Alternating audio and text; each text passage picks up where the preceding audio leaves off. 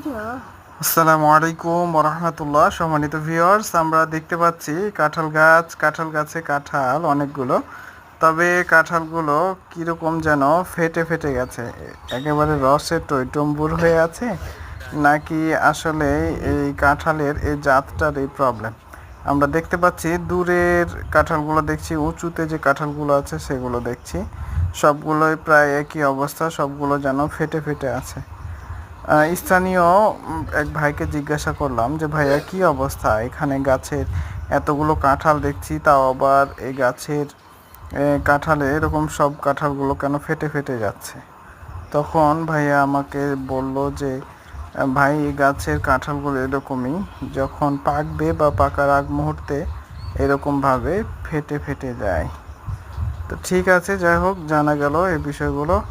আপনারা এরকম আরও সুন্দর সুন্দর ভিডিও পেতে আমার চ্যানেলটি সাবস্ক্রাইব করুন এবং বেশি বেশি লাইক এবং কমেন্ট করুন। আসসালামু আলাইকুম ওয়া রাহমাতুল্লাহ।